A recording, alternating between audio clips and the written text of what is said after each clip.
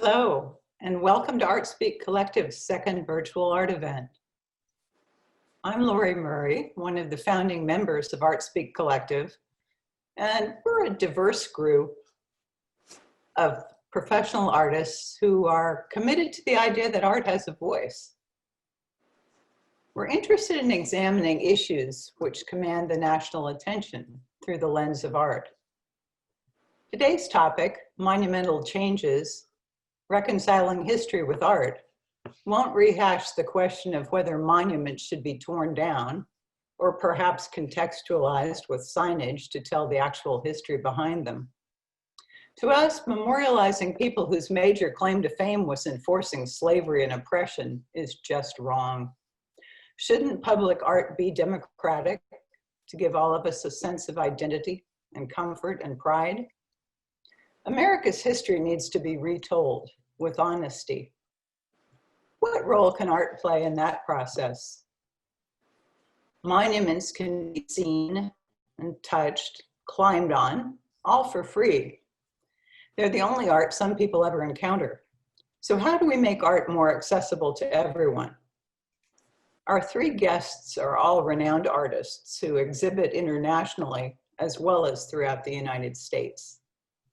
They're also arts administrators and educators who've made supporting the arts their life's work. The art you'll be seeing is available for purchase through artspeakcollective.com, and a portion of sales will be donated to the National Action Network, which works for one standard of justice, decency, and equal opportunities for all people, a modern civil rights agenda. And now let's meet Kimberly Camp, Nashime Lindo, and Kumasi Barnett. Hi, Nashime. Well, we can see you on the screen, so why don't you get started? Oh, thanks, Kim. I thought you were going to get started. My name is Nashime Lindo. I'm an artist, photographer, painter. I work in digital media as well. Over the years, things that have influenced my work have been African-American heritage, the landscape, and culture, literature, music, etc. I work in all different media. I have fun with all of them. The question is how long I've been an artist. I think I didn't actually call myself an artist at the time that I was drawing on my parents' wallpaper at home as a child, but I always loved to draw and paint, and subsequently went to high school and majored in art, and then majored in art in college. As an artist, obviously, you know, it's hard to make a living just making art, so I've also taught in public schools and private schools and at the university level. I'm very much interested in art history and in the history of African-American artists. And I think that my family and our cultural traditions are a big part of what influences me and fuels my work.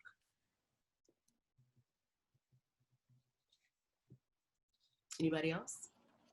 Thank you, Nashime. I guess I could go next and introduce. I just want to thank everybody for allowing me to participate in this broadcast.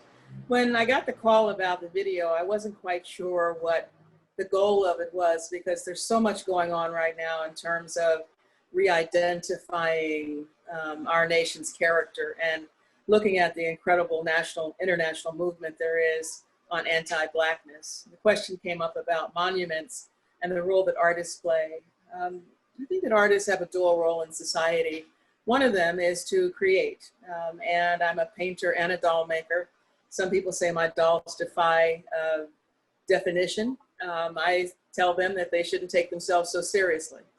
I paint oftentimes either family members. I also will paint friends sometimes, but I also will periodically just paint out of my mind some images, some ideas, some thoughts, a lot of them based in traditional Yoruba spirituality. My dolls range everywhere from 6 inches to 6 feet. Some of them are anthropomorphic, some of them are chimeras. They really do satisfy for me a sense of play. the other role I think that artists play in this society is really to have a broader conversation with people about the issues that matter most.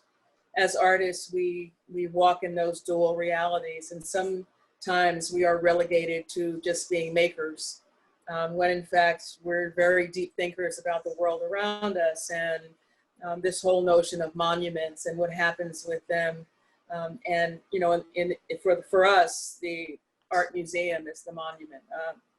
And there's a moment of time now where people are beginning to look at what African-American artists are saying. I like my work as well as Nashimeh's work and Kumasi's work really speak to a broader dialogue, a broader audience, because there really is no such thing as Black art. Art is art. Awesome. I guess I'll go next. My name is Kumasi J. Barnett, and I say the J period because that's my full middle name. I am a painter first before everything else, and I think I work in different ways. This is just one of the ways that I work, but I really focus on my painting above everything else. I also have a deep interest in art history and history in general. The idea of monument building through literature and visual language is also something that's really important to me, leaving a historical record. What I'm interested in is sort of correcting the narrative in different ways. I was trained as an abstract painter. I went to the University of Maryland undergrad and then the Ohio State University. And I didn't start making things that were outside of that realm until years after college. Like, I decided to become an artist like in 2000, 2002, somewhere in between that.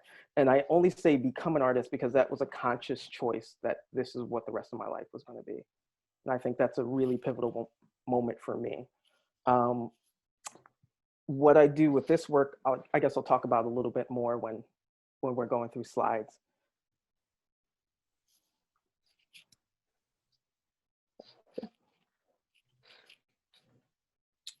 So do we want to go through the slides and talk a little bit about the work in specifics next? Sure. Why don't you talk about, since your slides are up right now, Kumasi? Sure. So what these are paintings that have been altered on top of comic books. They're original comic books that have been, I try to paint as little as possible to shift the narrative to become something outside of what is traditionally thought of as a comic book, because it doesn't take that much to make something true. And I think these are more true than comics ever were. And I also think of them as little allegories that put together actually tell a history. So like, they can be taken individually or they can be taken all at once. They actually are from my original collection. I collected tons of comic books as a kid. It's actually how I learned how to read when I was tiny, inside the library, and that led from there out to other things. The first one to the left is from 2015, which is kind of what I think of as the beginning. I was doing abstract work, which is really, really set up as situations in which to act, and had other things about what could be the limit of a painting and what could be the least of a painting. And just about that time, Freddie Gray was killed in Baltimore and the city erupted, like there was an uprising. And that's 5 or 10 minutes away from where my father lives right now. It's when I was living in New York, so I felt really disconnected from what I know as home. And I also couldn't find a way to communicate those type of issues in that way. And so I turned to something familiar, but also somewhat outside of what traditional art is, some pop art, and back and forth. So you're looking at different comics in that series. It offers me a chance to change individually from piece to piece without changing the entire way that I work. That's not to say I don't have other things happening at the same time. I think most artists are not just working on the one specific or two specific lines of work that you're used to seeing with them. There is a plethora of things that they're doing at the same time. That's just a little bit about what I'm working with right now. Any questions or anybody want to go next? Well, I guess if I had a question, it's gone now, right? No, you can always. But I wanted to say, Kumasi, while you were talking, it occurred to me, a lot of us as artists, we start drawing from comics. We look at comic books and we start trying to draw the, whatever the character is that we like the best when we were children. It wasn't necessarily for me the only thing I like to draw, but I also found that working with kids, oftentimes, they measure how well they can draw with how well they draw a cartoon character that's very popular at the time. So that resonated with me with your work. And I think I had asked you before if you also had you looked at any of the political cartoonists like Ollie Harrington or E. Sims Campbell or any of those people who weren't doing comic books, they were actually doing political cartoons. But I mean, yours in a sense are political cartoons as well. It's just, it's a different generation of that genre. So I was just wondering, had you, been influenced by any other cartoonists or people who do that kind of work? Definitely. Like political cartoons are much more influential now. And as I became an adult, like it's kind of emerging of that childhood fantasy versus like in reality, what happens as you get older. I actually, I never wanted to be a comic book artist. Like, I don't want to draw comic books specifically. It's sort of like something that I enjoyed, but I never wanted to create that type of work in the sense of I wanted to draw like superheroes. So like the political cartoons and like underground cartoons also were really big once I got to a certain age. Because one of the things with comic books and one of the reasons I'm really interested in changing them is I don't think they hold up as you become an adult. Like the issues inside of them and the stories inside of them are, it's hard to even say they're one-dimensional. So yeah, for me that's important, yeah. Okay, thank you. All right. All right, so I guess it's my turn to talk again. The work that I have here, I mean, I started off, like I said, drawing and painting, and my favorite media was watercolor.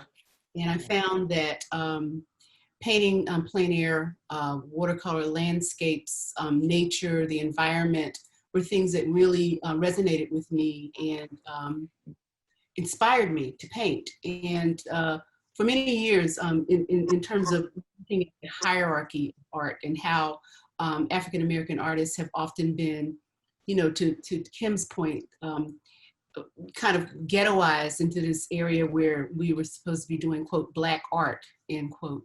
And so for me, when I was working in landscape, I found that I was often criticized for doing work that was not relevant. Or in one instance, I was told that they were trite little landscapes, but I really feel very strongly about the environment. I feel very strongly about what inspires me, what makes me feel good as an artist. That said, I'm not really showing any of those kinds of paintings. The painting that's to the third to the, I don't know, to my right, is a painting that I actually did right after my son was born. And it was, I painted it during the times that I should have been sleeping when he was asleep, but it was so in me that I needed to get it out. And so it's not necessarily representative of myself and my son, but it's representative of that whole motherhood thing that I was embarking on. And I felt very, very strongly about getting that imagery out of me. And so I did this painting. He's 19, so the painting is about 19 years old.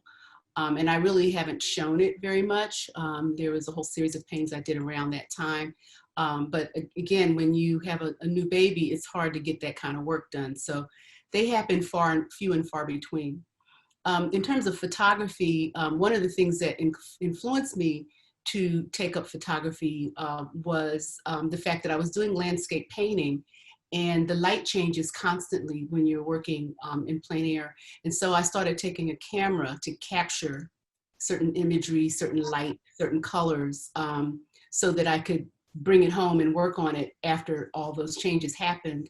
And I got very much interested in taking photographs.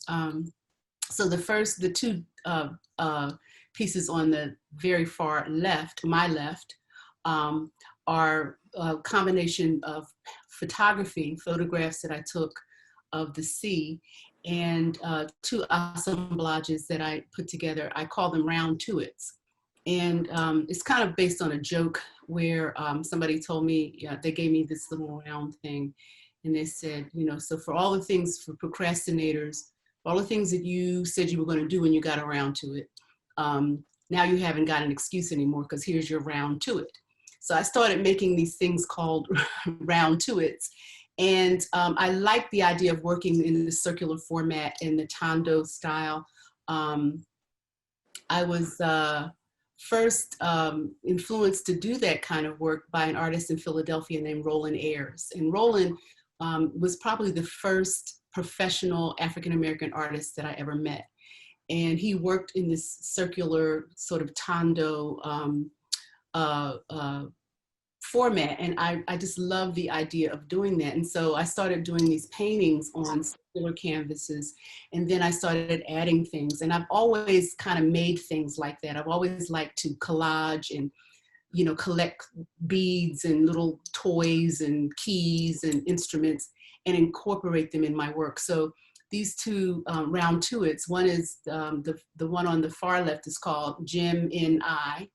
And I don't know if you can see it that well, but in the African mask, which is a Gemini mask, because it's a double mask, I put an old earring in the eye of it. And it's kind of a play on words because my dad, who is in the little photograph at the bottom of those two hands, was a Gemini. And he had these purple eyes. And so this was kind of an homage to my dad. It has a knife on it. It has other things that were things that reminded me of him. And I made it into sort of a totem in his honor that's kind of floating over this sort of watery skyscape in some kind of supernatural, I don't know. It pleased me. It pleased my eye. And that's part of the reason why I produced it that way, so that the actual assemblages are separate. And then I made prints using the photography. And eventually I turned them into tapestries. The one to the right is called Afro Round Tuit. And you can see there's a Benin sculpture there. So it's a reference to African art history and Benin sculpture and some other things. And so the Maasai earrings are at the top, and then of course the cowries at the bottom. And so you know, it's a combination of all kinds of materials that I use on these collages that I then convert to prints and then convert to working in tapestry. And something similar with the other two pieces, the one that's in between the mother and child and the diptychs, is from a photograph that I took of a woman actually walking in Jamaica, and it's superimposed over some feathers from Carnival in Trinidad. So it's a kind of a reference to my trips, my visits to the Caribbean, to the tropics, and the feelings that I got from it, the colors, the feelings, the imagery, the people. And this is a person. Now, the women who are wearing the feathers are all, you know, dressed very skimpily and scad. And of course, this woman is a real robust woman who's probably coming from work. And I saw her walking down the road so determinedly, and I just loved the image. And so I captured it and then manipulated it digitally and printed it on silk. And then finally, the image on the far right is again, from my visits to the tropics, I love to do work that reflects my travels. I love to travel, and a lot of the work does reflect those travels. So that image is actually a combination of a sky shot of Montego Bay, superimposed with a ground shot of a plant that is ubiquitous all over Jamaica. It's called a croton. And it's actually called the Nashormeh croton. And Norma is my name. And so I just felt a real affinity to that plant, and I combined the two. And again, digitally manipulated the imagery, and again, turned it into a tapestry. So that's the kind of work I'm doing now. And I really enjoy it. I'm a colorist. I love color. Much of this work is, I think, in a sense, a rebellion against a teacher that I had in college who told me I used too much color, I had no discipline. And so wherever you are, my dear, there's the color.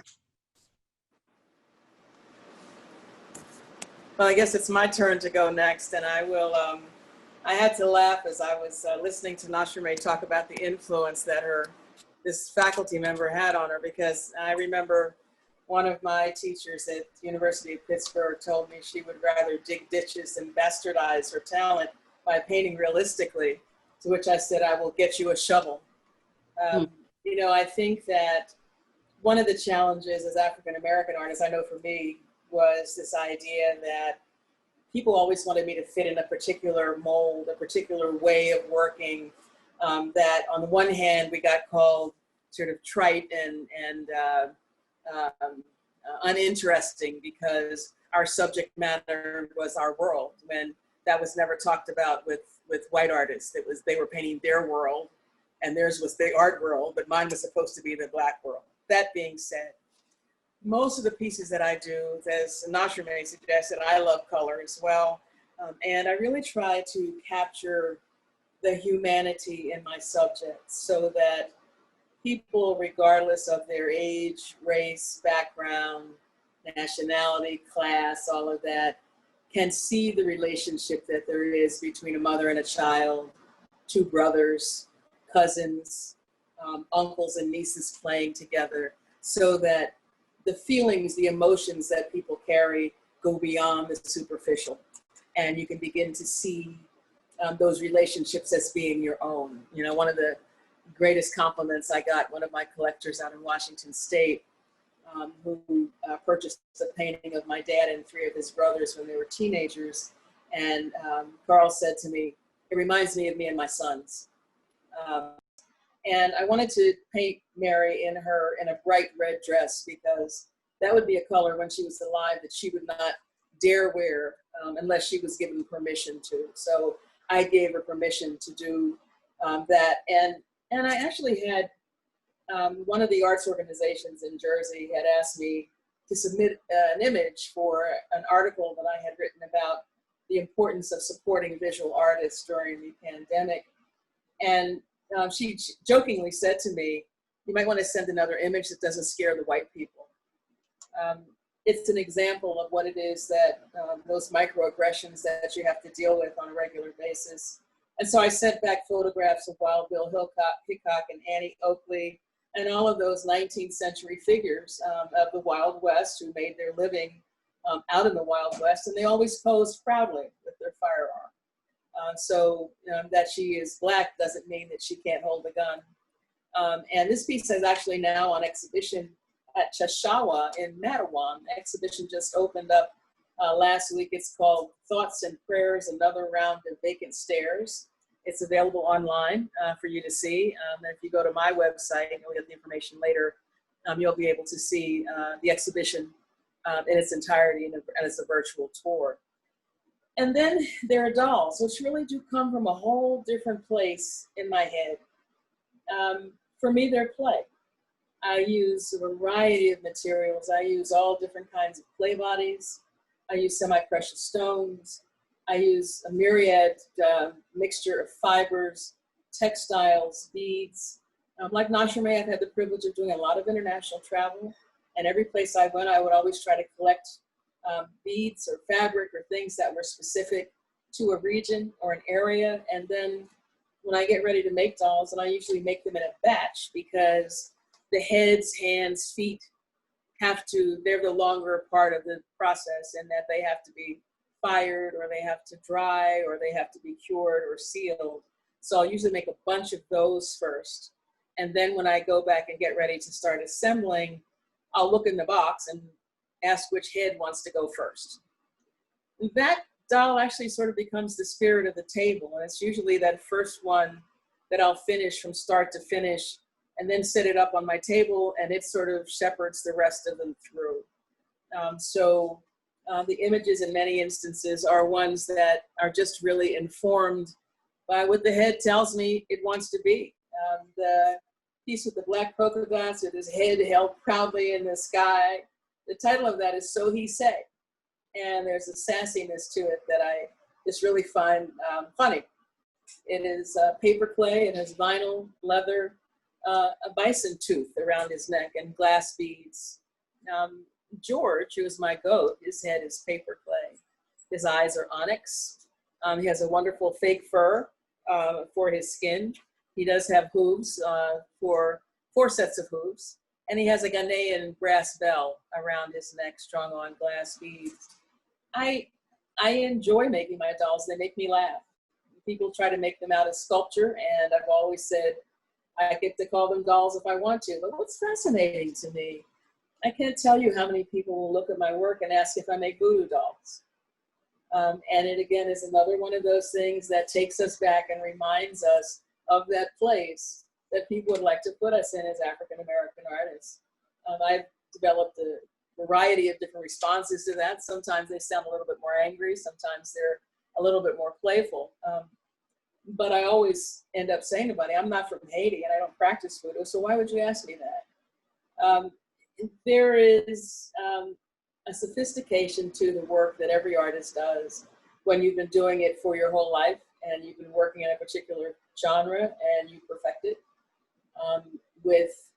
And I've had the privilege of, I just met Kumasi recently, but I've had the privilege of looking at Nashimeh's work over a period of several decades. And seeing this amazing transformation of images from one phase to the next, to the next, to the next. And it's something that as artists, as you go through life, those experiences inform your aesthetic vocabulary. And that's the vocabulary that you use when you talk to people about what you create and why. And so I think that, again, to get back to sort of this notion of where we are in this moment of time, the issue of race is one that is inescapable. In many ways it should be, but it shouldn't have the impact that it does. It should open a dialogue instead of trying to pigeonhole people. But that's what I have to say about my work.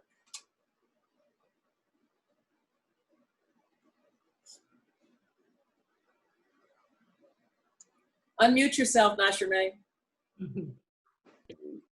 I have to see it on the screen. I'm still getting used to Zoom.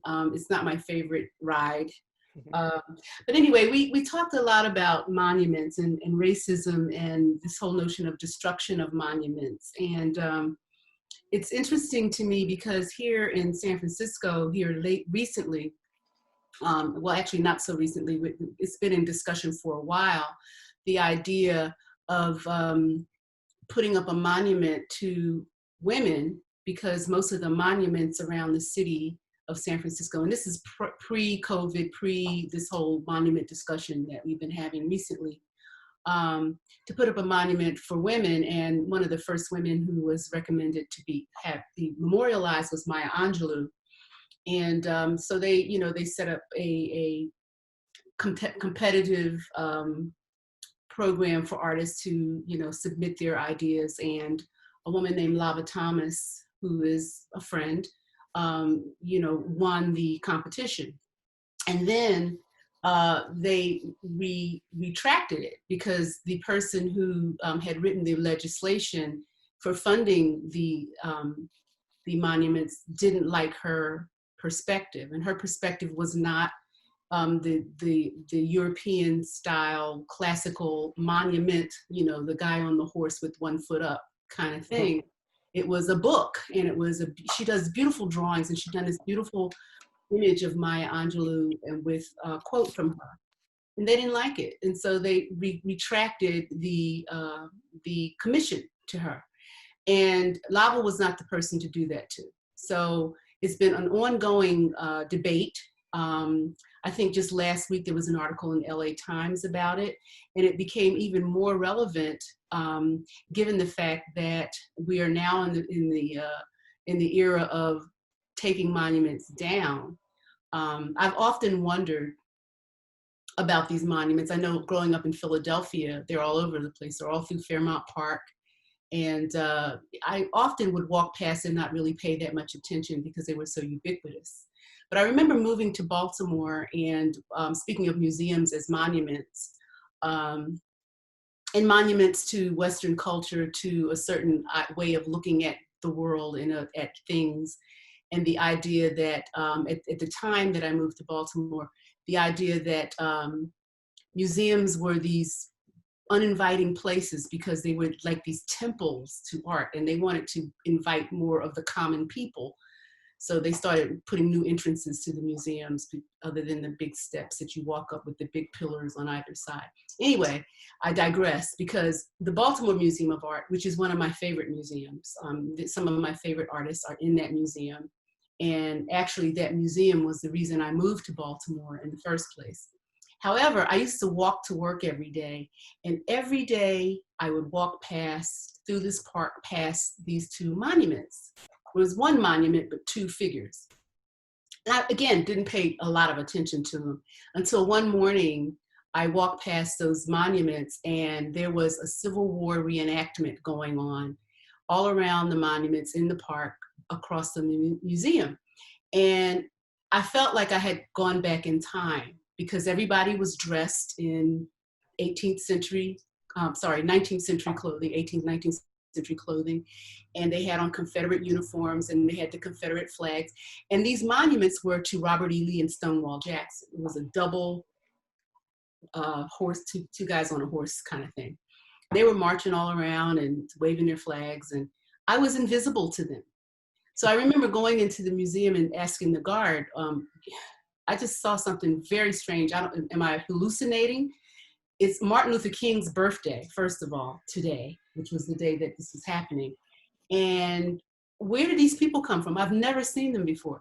And he told me that they did it every year out there on Martin Luther King Day. Now, fast forward to the 21st century, and those monuments were actually removed from that park in the middle of the night by the mayor of Baltimore. And again, this was before all of this other stuff happened. This was way before that. And I remember thinking, you know, what is the relationship between those monuments and the museum and the culture that produced both of them? Because my job at the museum was to make sure that people who lived in Baltimore who looked like me would come to the museum, because so many years they were not allowed to come into the museum because of Jim Crow.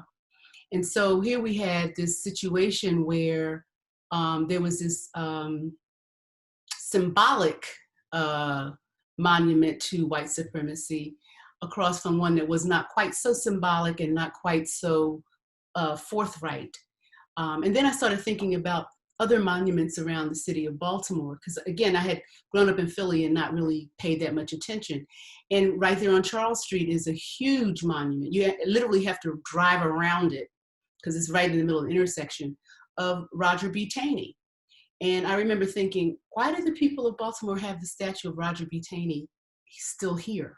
I mean, this is a person who said that we had no rights that any white man was bound to respect, and yet he's being memorialized right in the center of a main thoroughfare in the city of Baltimore. And so this has been on my mind for a while, and I wasn't really surprised when people started talking about taking these monuments down and what they mean to us. In terms of museums as monuments, I've always believed that mainstream museums in this country were the kind of the first line of the idea that white Western culture was the top culture. the uppermost culture. And the way I could tell that was by the work that I saw exhibited in those places. And the artists who were upheld as the blue chip or the best artists, the most important artists, the master artists. And one of the things that I see happening that's encouraging is that these institutions are starting to look at who they collect and who they hold up as the cultural leaders and the masters now. And so that's encouraging to me to see that, including the Baltimore Museum of Art, collecting and putting on display, not just collecting, by the way, because you can collect the work and put it in the vault. Collecting and putting on display and programming around the exhibitions that feature the works of people of color, of women, and all the people who have been left out. So, Kimberly, you have something you want to say about that? I do. I am in talking about these monuments. It reminded me of the first time that I went to Richmond, Virginia, and I was on Monument Avenue. I was there doing a workshop at the museum, and somebody had to explain to me what Monument Avenue was, because my question was, what the hell is all of this stuff, you know? And when I got into the museum, you could see this direct relationship between what it was that people want to say. It was fascinating to me. The sponsors of these projects are the same members of the boards that populate the art museums. And I wrote a piece a couple of weeks ago that I hoped was going to be in the local paper. They wouldn't print it, but it ended up being picked up in some museum journal out of England. That during this time of anti-Blackness and this awareness of systemic racism and these monuments, these stalwarts that have to be torn down, museum boards have been silent. They haven't said a thing. What you said about, you know, Jim Crow and museums resonated with me. African Americans are the lowest percentage of visitors. We're the lowest percentage of people who purchase art. We understand very little about the visual arts or about working in the field, which is a wonderful way to work. And as somebody who spent 25 years as a museum president and CEO, I saw both sides of it. A lot of my ideas, a lot of my integrity around why museums belong to everybody challenged a lot of the people that I work for, because their ideas were really about creating these, in many ways, monuments to themselves through cultural institutions. And you could see that resonate with the kind of things that were displayed.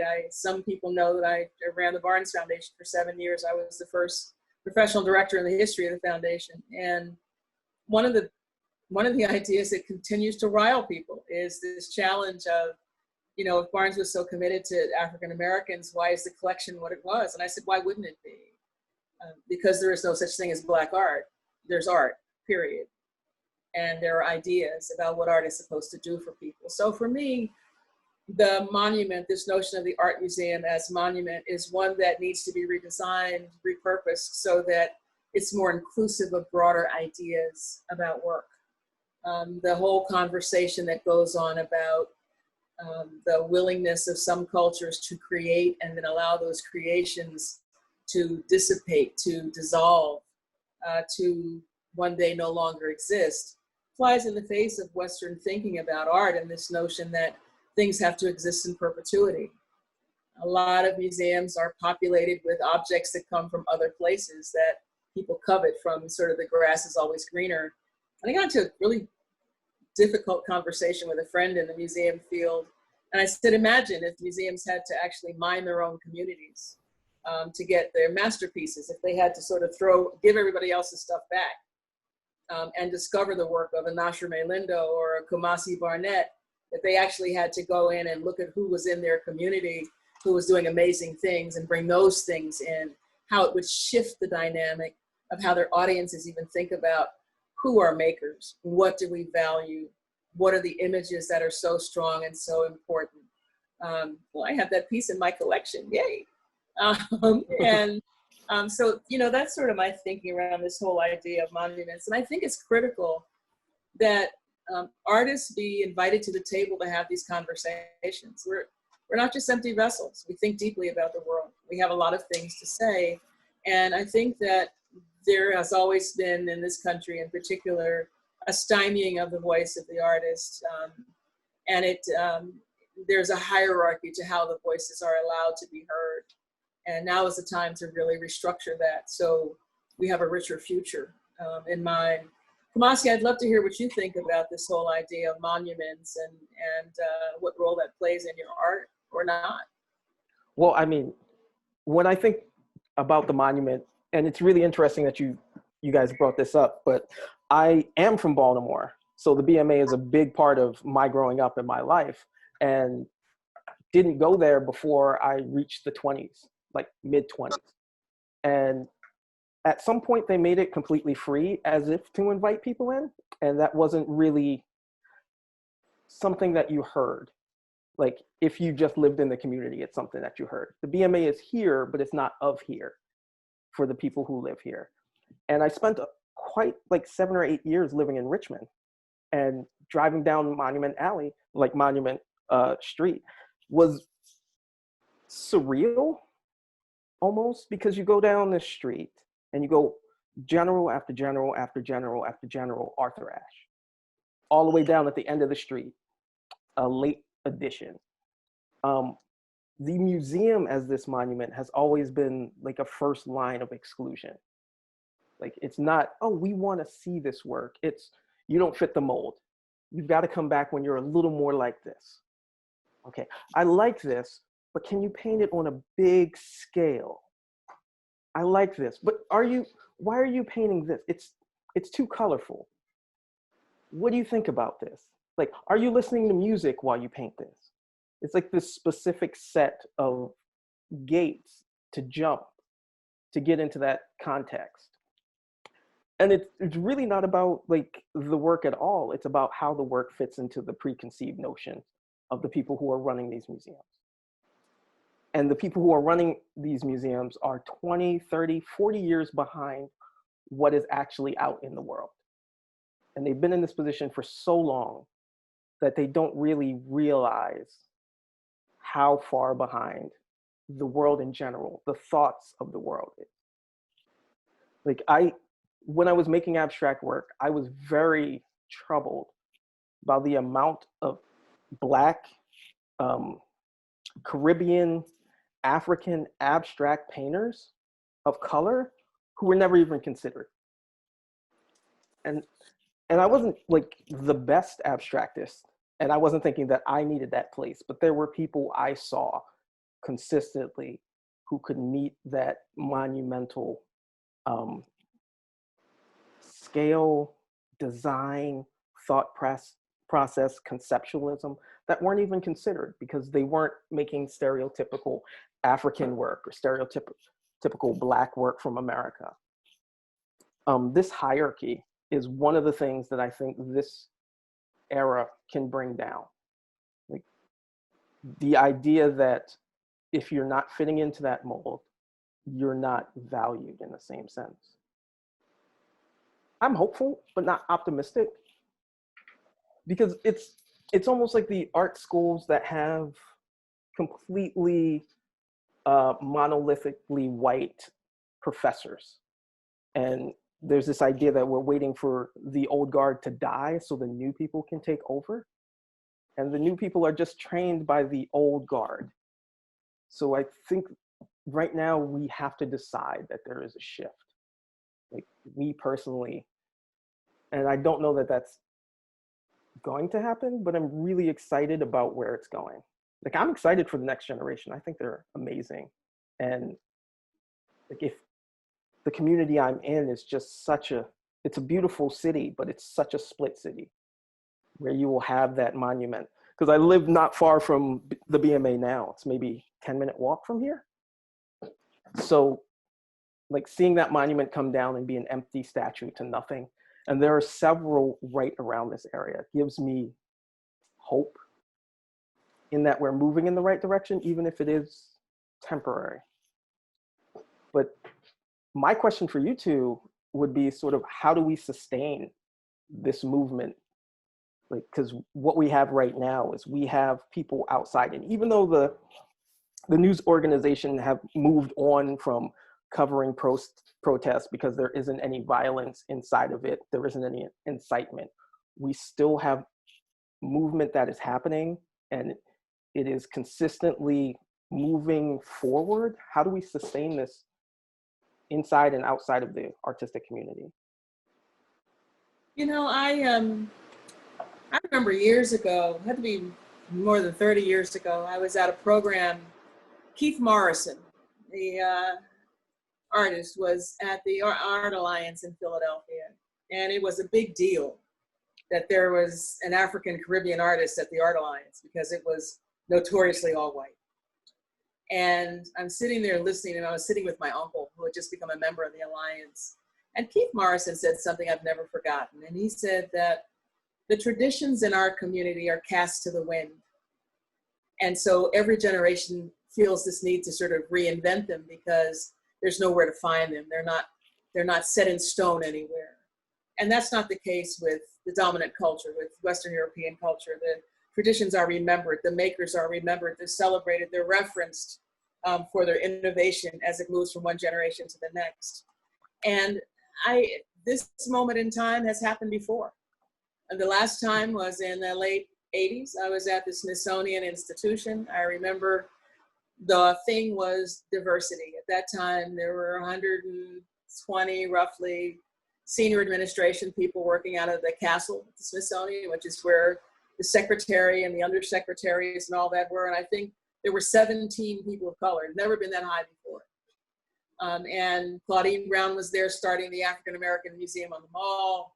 I remember going to the roof of the Air and Space Museum and meeting Daniel Patrick Inouye and Ben Nighthorse Campbell as they signed the legislation to create the National Museum of the American Indian. And there was a different energy in the air about diversity. And I can remember a friend of mine from New York who runs an Asian American art organization coming to visit one time and telling me that the religious right was taking over and I better be careful because all this diversity stuff was going to be swept under the rug. And it happened again maybe 30 years before that, where there's almost a handoff that's almost predictable. We start with issues of African American identity, anti-Blackness, the relationship that African Americans have. And then it goes to the diversity thing. And so we lump in all the other people who are non-white. And then white women say, but it's all about us. And then it goes into, no, but it's all about the LGBT community. And then the energy is dissipated and it's gone. That does not mean that any of these other groups and issues are not as important, as relevant, but our experience is unique. This is our native land. And unlike the immigrant experience, and I found out recently, I had conversations with people, I had a revelation for myself that non-white people, Native Asian, Native Asian, Latin American people get lumped in as quote unquote minorities. They know as little about our history here as everybody else. And so they think that racism is what they experience. Mm-hmm. And in many instances, they don't understand why we take it so seriously, why we just won't let it go. They don't understand that our experience is unique because we have no relationship to another land. It's different than Native Americans. They have another land. Out in West, and I was in Washington State, could ride by a mountain and have somebody in the car say, my uncle used to own that mountain. And the uncle would turn around in the car and say, yes, I did. It was just that recent. Immigrant communities they come from other places that they still have relationships with. Chinese Americans come from China. Japanese Americans come from Japan. Many of them still have family in other places. They still have a relationship to a place that informs their identity. Ours is here. We're the second most indigenous people in the United States. And as such, this continual conversation of wanting to somehow forget the horrific embarrassment that people feel when they know that what has happened to African Americans isn't right, and they don't want to do anything about it. There's one thing that you said that I disagree with, Kumasi, in that this sort of old guard and institutions don't realize how far back they are. They do. They absolutely do. I wish that wasn't the one thing that you had to disagree with. Well, see, the thing is that they don't want to change and they don't care because they don't have to. Mhm. Because there's a point in which in the monument and in the institution that is the art museum, there is staff that works for the public, but the senior administration works for the board. So it gets around to what I was saying before about how do you break down that monument with people that are untouchable. You know, we're optional for most white people. We're optional. I don't have to do it in a meaningful way. But how do you get beyond that and have this really be the moment? The protests are going on. Media's just not covering it. Well, I mean, you also have moments like the BMA this year the BMA is only collecting women artists. So they have reached out and they're trying to change what they do. We're talking about over 50% of the population you got this year. 2020, it's your year. So. Yeah, but I also, you know, one of the reasons I wrote the article for Philadelphia is because out of all the major cultural institutions, only one has a senior level staff person who's African American. Out of all the museums and orchestras and operas and all that in Philadelphia, one. She's fairly new. But Nashormeh, you know, tell us what you're thinking about this idea, because I know that with your travels and with the work that you're doing that this idea has particular resonance, especially because you're working with the California Arts Council as its chair. What do you think about how we sustain the momentum of this moment? Well, you know, in Kumasi, when you said that, I started thinking about the fact that it's cyclical. I mean, when you think about, let's say 1876, let's start there, the first centennial of the United States, and they had an art exhibition in that centennial. And an African American actually won third place in that centennial, Edward Mitchell Bannister. When they found out he was Black, they tried to take the award away from him. Under the Oaks, the painting has since disappeared. Nobody's ever found it again. And then we had the New Negro Movement. Some people like to call it the Harlem Renaissance.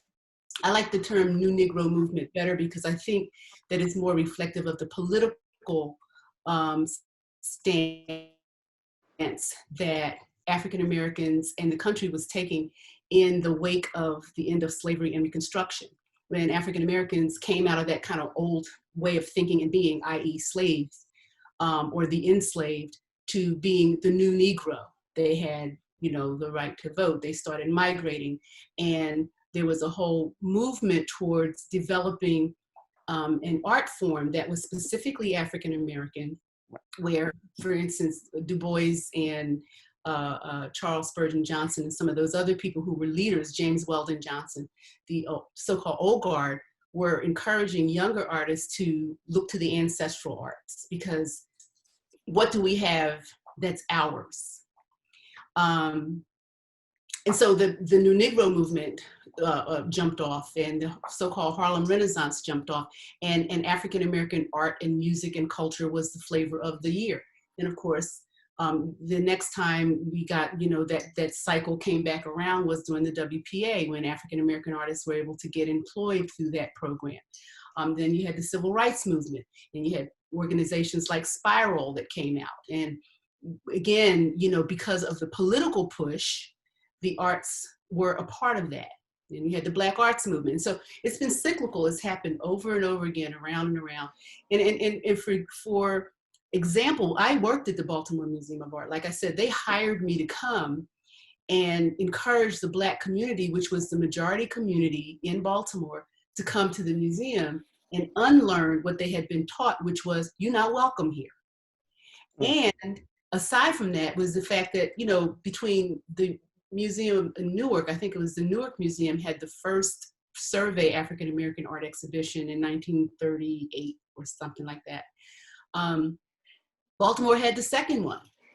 And I was honored to meet some of the artists who were actually a part of that exhibition. Sam Brown was one. H. Bill Withers, which the museum actually had collected, were also a part of that exhibition. But guess what? The artists weren't allowed to come to the opening. They weren't allowed in the museum. So while the work was being celebrated, and they would allow school children, by the way, school children were allowed to come to the museum, but the general population was not welcome. And so my job was reinvent the public persona of the museum. And of course, you know, most of the way that we did that was during Black History Month. You know, we do a big, you know, bang up, you know, generally speaking around this beginning of Martin Luther King's birthday and, you know, ending maybe around the beginning of Women's History Month every year. And so my thing was, okay, if we're going to just do that, then we're going to kick it out. And that was my job. And I had a great time doing it. We had museum support groups that were African Americans, people who were really interested in the arts, who were collectors, who were very well versed in art and history and culture, who participated in that. So recently I was in Baltimore and I heard the director speak at a conference, and he was talking about all of these artists who were starting to collect, Jack Whitten and Mel Edwards. Right. I was thinking, wow, I knew those guys when I was at the museum, and I kept telling them, you know, we really should think about collecting this Elizabeth Catlett. Who's that? That was the question. Yeah. Who's Elizabeth Catlett? We already have a Sam, oh God, help me, Kim, Sam in DC. Gilliam. Sam Gilliam. We already have a Sam Gilliam. We have a few things in the vault, but it wasn't in the same main gallery with the Franz Kleins and the Josephs and Frank Stellas and the Rauschenbergs. And so now what's happening is they're taking a year to collect women's art, which is great. And they did a big exhibition of African-American abstract artists. Yep. And all of those artists, by the way, were people who were friends of mine when I was at the museum and trying to talk to them about bringing their work there, and they weren't interested. But they would sell one Frank Stella so they could buy 10 women artists. So what does that say about the value of the work? I mean, I guess it's progress in a way, but it still says something about what is valued and how we look at what the equity piece is there. And then I just wanted to say a few more words about monuments. Thinking about people like Augusta Savage, who was one of the first artists who put a monument up at the World's Fair in 1930, whatever. And a beautiful piece based on Lift Every Voice and Sing, the harp. And when the fair was over, they bulldozed it. It doesn't exist anymore. Or with Brian Stevenson, who made a conscious decision, since we're talking about monuments, to put up a monument to the people who were victims of lynching and racial violence. And that has been an amazing, I think, advance in this whole discussion. Or people like Hank Willis Thomas, who's putting Afro pics up, and I love it. You know, I just think that, you know, he's making a very conscious statement, or a arm pointing straight up, saying, you know, we're one people. Because on some level, in spite of all of this very ugly history, you know, the artists are still doing this work. And I believe that just the act of making art as a person of African descent, or as a woman, or as a person of color, is an act of protest and an act of defiance, because you're not supposed to be doing these things. When I was in college, I had teachers, when I walked into the classroom, ask me, what are you doing here? What do you want? That was how I was greeted on the first day of class. So I knew that I was not getting any mentorship. I was not going to even get decent grades from these people because they didn't want me there. I guess it's the resilience of who we are that keeps us going. But I think that, again, I think it's cyclical. I don't know that it's ever going to be completely sustainable, but unless we keep pushing, and the other piece of it is, by the way, Kimberly talked about that number of people at the Smithsonian back in the 80s. And I remember, because we used to go and hang out in DC all the time and go to all the museums and go to the NEA and, you know, find out what was going on and take the information back to our colleagues in Philadelphia and et cetera. But I think that it's the artists who are going to make the sustainability happen. We're not going to stop making art. And we're not going to stop talking about it and pushing for it. And more and more of these museums are bringing in people of color, bringing in curators. I mean, God forbid they had ever had a curator of color. When I was at the Baltimore Museum of Art, they didn't want to hear it. You did not step into that sacred realm, even if you did the curating. And I'll just leave that at that. But I think that museums are seeing that they have to expand their staff, they have to expand their collections, they have to expand their programming if they want to expand their constituency and their audiences. Because they're in competition with basketball and soccer and, you know, video games. So they have to do it in order to survive. And I'm encouraged because we have social media, we can document things in ways that we were never able to document. You know, H. Bill Withers came to the Baltimore Museum of Art when he was an old man, and he could not believe that we were honoring him, even though they had collected his work 40 years before that. He just kept saying, "This is so nice." You know, he couldn't believe it. And I felt very strongly that while he was still living, we should give him his props. The other thing I would say is that we now also have archives that document the work that has gone before, the work that's happening now, and hopefully the work that will continue to happen. When I left the Baltimore Museum of Art, I went to the Schomburg Center for Research in Black Culture and continued my fun time learning about the history, learning about the art, and they collect African-American art and African art at that library. And there is an archive where you can go and look at this information and get the material if you know to do it.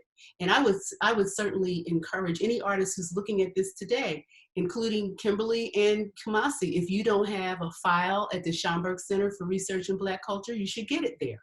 Because people who are writing books and who are making films about this work that we're doing, oftentimes they go there to do their research. And if you're not there, they can't find you.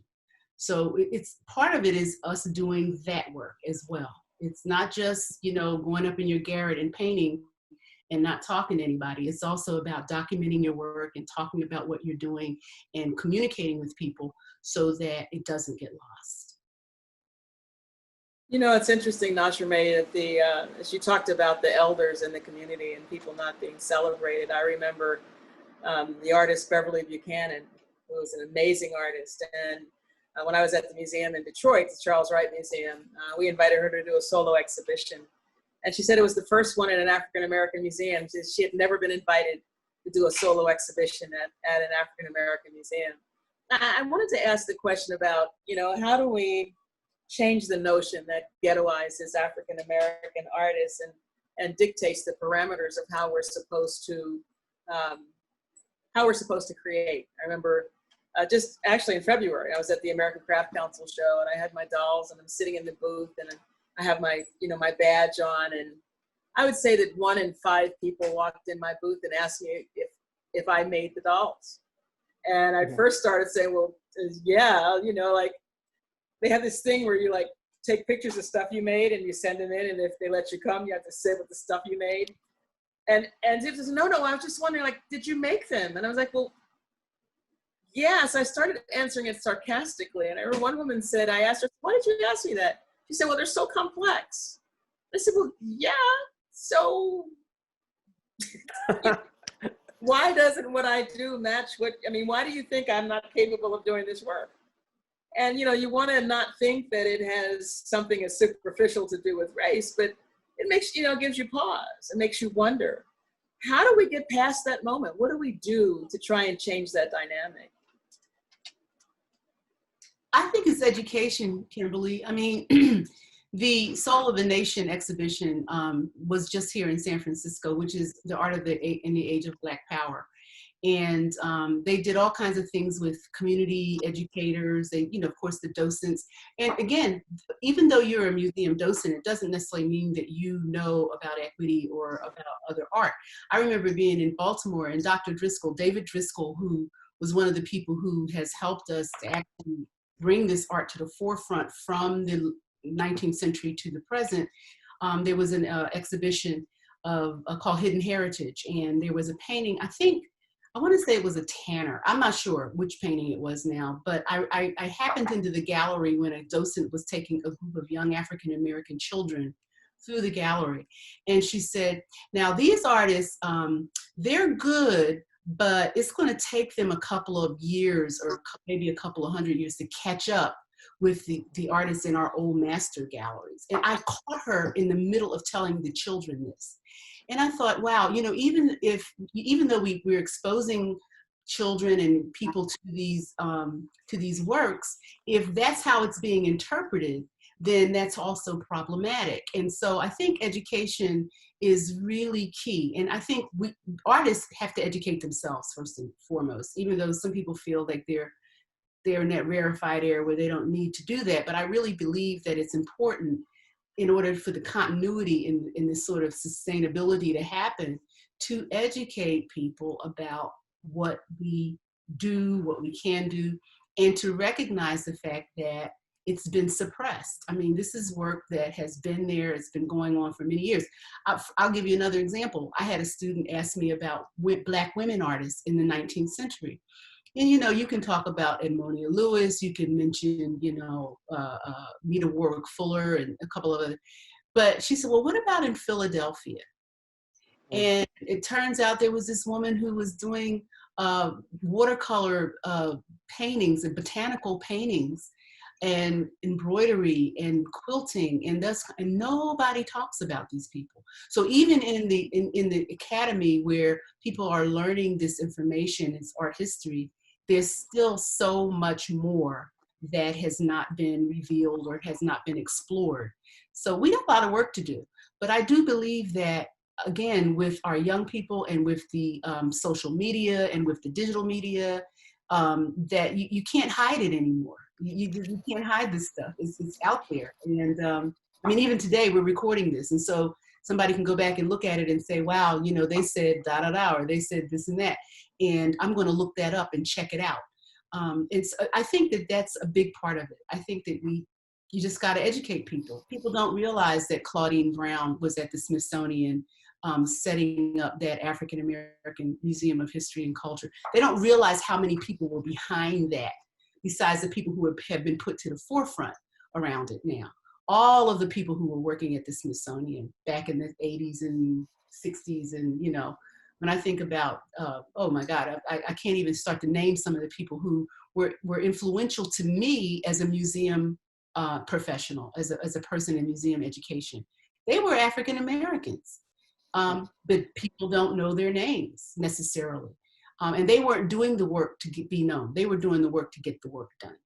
People like Eugene Grigsby, who, you know, was the father of multicultural art education, or Wallace Laddie at the State Museum, not Wallace Laddie, who am I thinking of? The guy that was at the State Museum in New Jersey, who was an exhibit designer. And I remember when I told him I was going to the Smithsonian, he gave me the names of all these people and said, you know, and then he called it and said, she's coming, take care of her.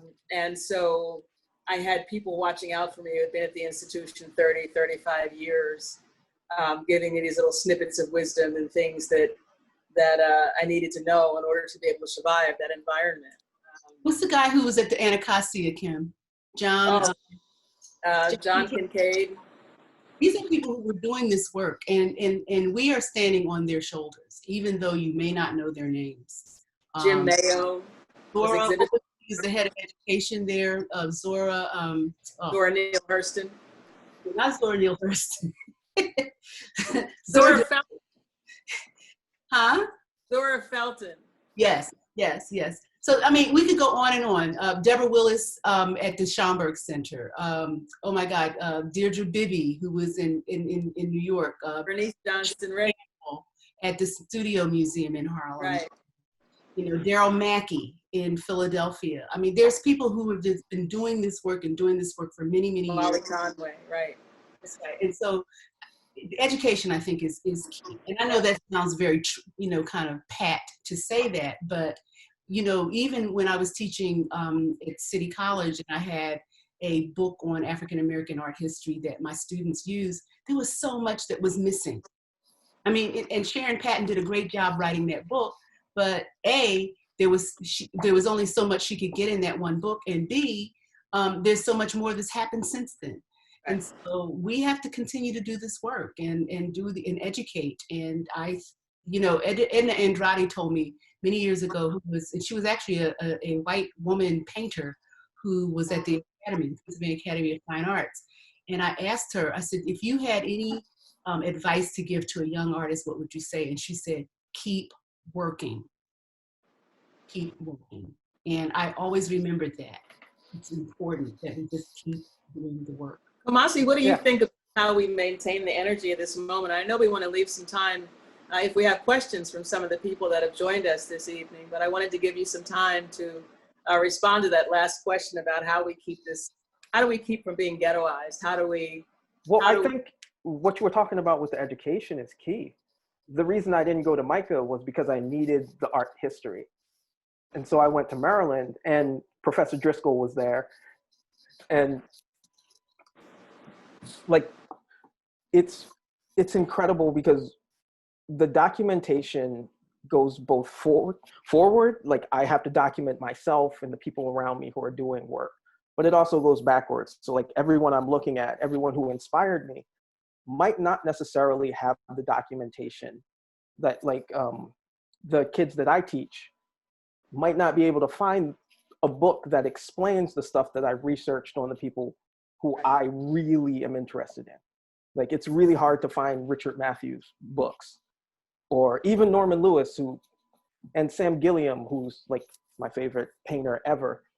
Like it's really hard to find that documentation. And just documenting what you're interested in becomes more of that legacy and builds that up. I think it goes part and parcel with the ghettoization of Black culture in general. That's the thing America is known for.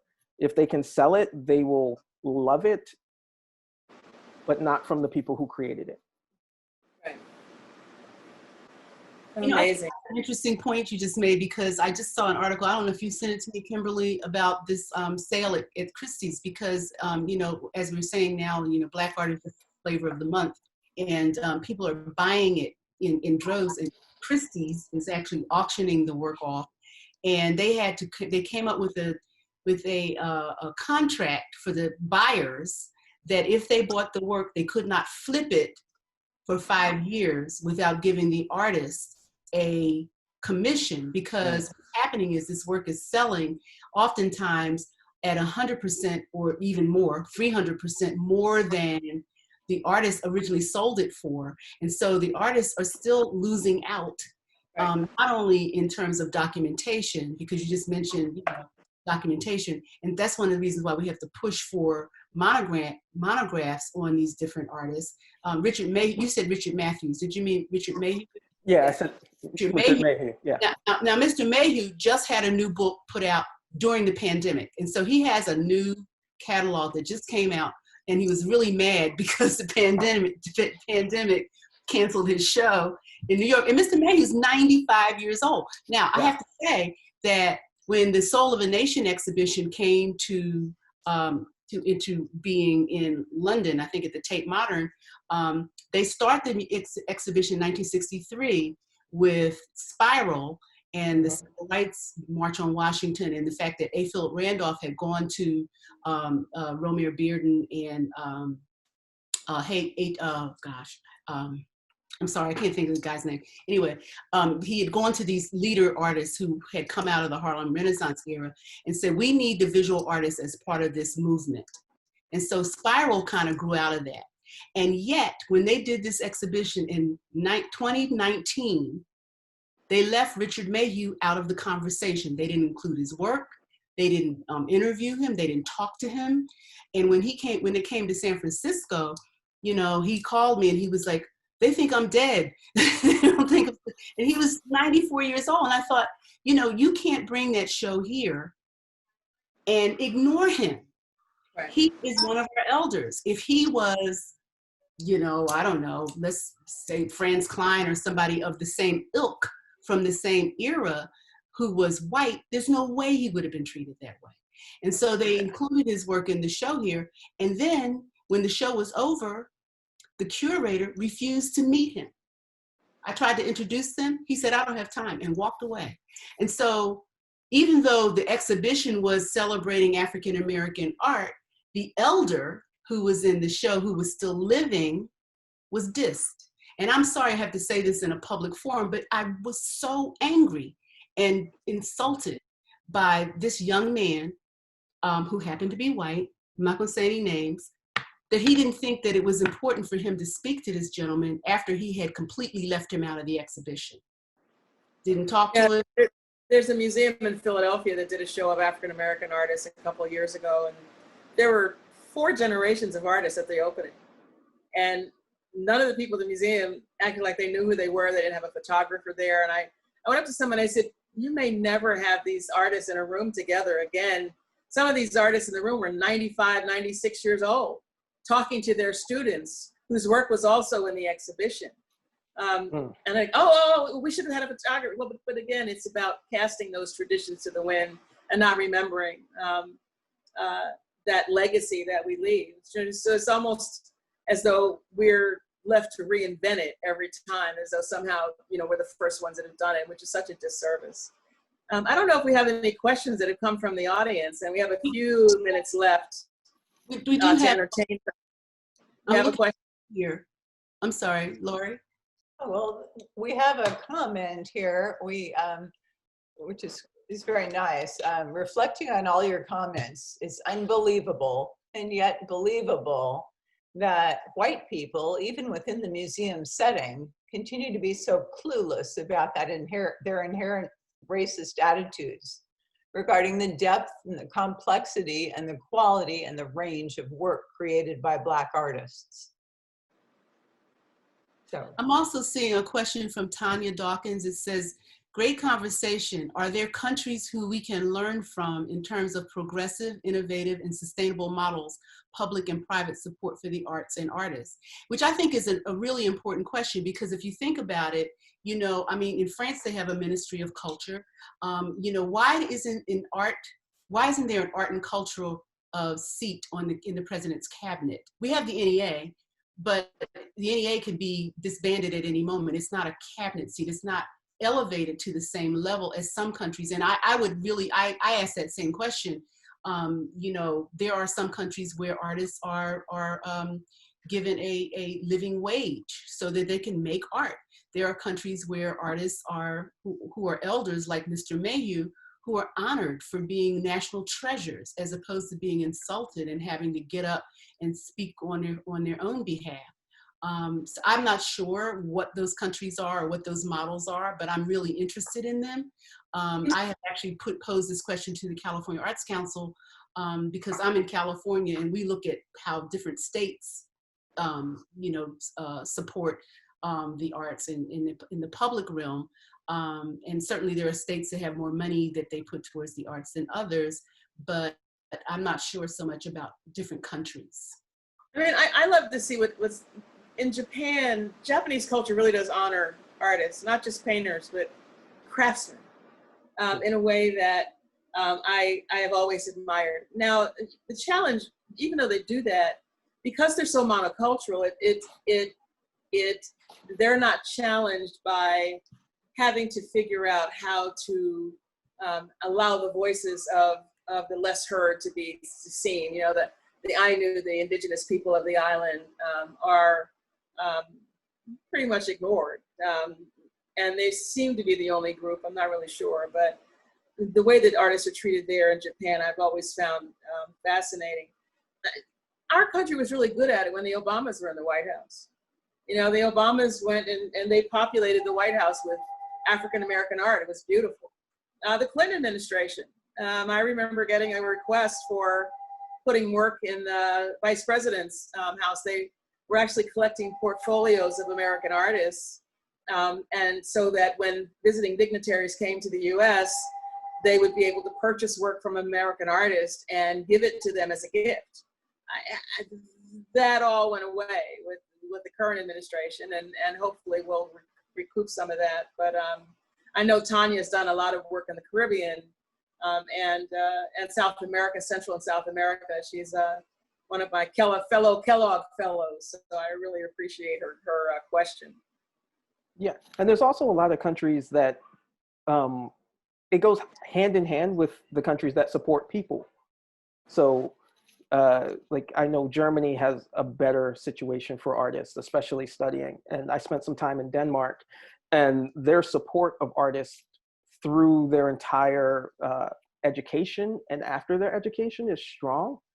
And these countries that believe in the people and supporting the people who are inside of the country also have a better treatment of artists. It comes with a higher tax bracket, but it depends on you. What do you really care about? Do you care about the people or the GDP in general?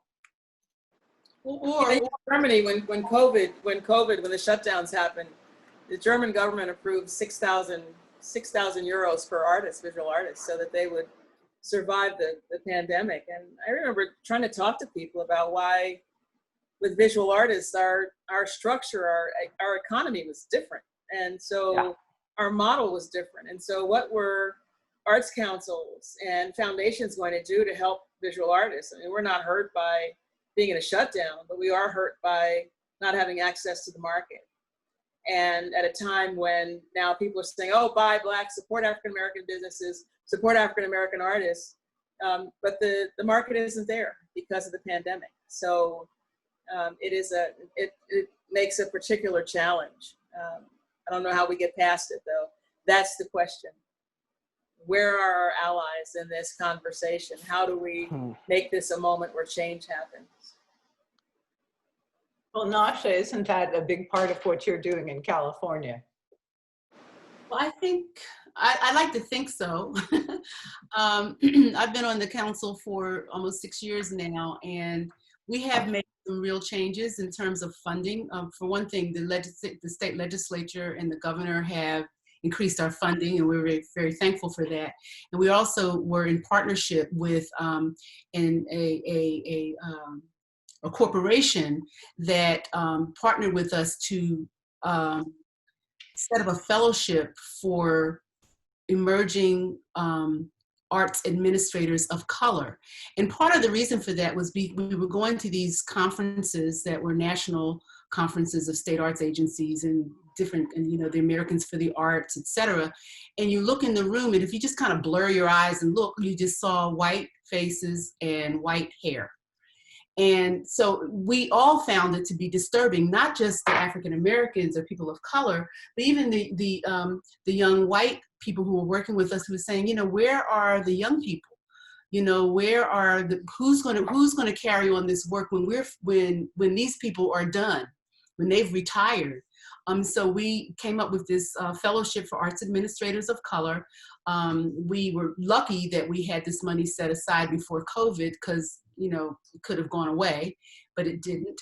And so we have that. And then we also made sure that when COVID did hit, that we took the money that we had and we got it out of the door as fast as we could to help the artists and the arts organizations that were suffering because of COVID, because they could not have their performances, or they could not have their art openings or whatever, or they could not pay their rent. And so we did that. And we also did set up an individual artist. We were going to do individual artist fellowships, which had gone away. I think probably in the wake of NEA's cutting back on individual artist fellowships when a more conservative administration came in several years back. And we really pushed for individual artist fellowships. And I don't mean just money to give artists to teach in the schools or to, work with people in the prisons, and all of which is very, very important work, but money to give to artists for their work, for their creative output. And so we were going to do that, and then COVID hit, and so we decided to take that money and just have relief funds for artists, just send some money out there for artists to just help them with their expenses in the midst of this economic and health crisis. But we're going to we're going to look back into doing artist fellowships again. We're cutting back on a lot of our programs. We had 20, maybe 24 grant programs.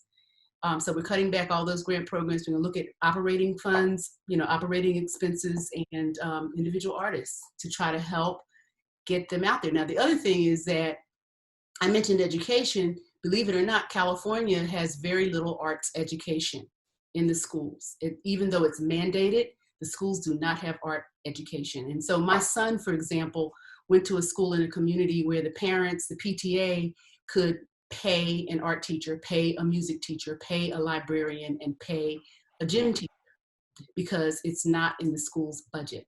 And so the California Arts Council was kind of supplementing that by setting up programs where we send artists in the schools so the students could get arts education and make art. And again, I really think that that's a big, big, big piece of this, is that we have to educate. And I have to also push for the idea of STEAM education, because again, the arts are always pushed to the side. When you hear all this stuff about STEM, you really have to our kids are behind everybody in the world, STEM, STEM, STEM. Well, I had a young sister who was, she played 7 instruments. And she went to a school that had no art in her school. So she did art after school and on weekends. But she told me, she said, Mrs. Lindo, she said, STEAM puts the heat in STEM. And so if you want to learn about math and you're having difficulty, you can do music and that will help you with your math. Or if you are interested in physics, then you do color theory. And so to me, I don't understand the pushback against STEAM education as opposed to STEM. But I think that that's something, again, is a part of the educational system that we have to push for, because how is our culture going to be remembered if we don't have the arts? Yeah. What's it going to be remembered for? So true. I just think that, when we look back at ancient culture, how do we analyze those cultures? We look at the art. We look at the creative output of the people who live there. And so I think that that's part of our job, really, is to continue to make this creative output and to educate people so that it can be a continuum. Huge responsibility, but very worthwhile.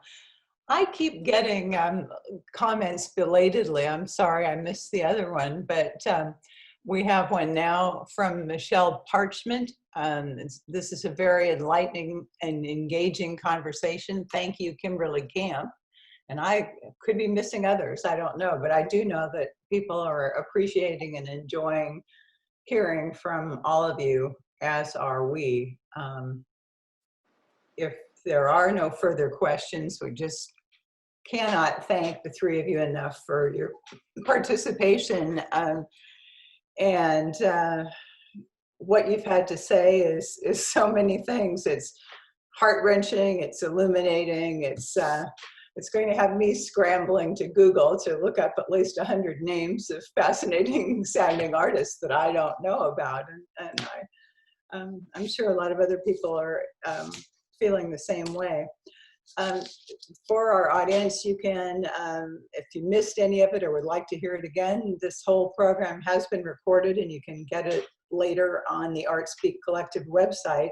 And you will also be able to visit these artists on their own websites, see more of their work, and find out about their backgrounds. They're just, each one of them is fascinating. So thank you again so very much.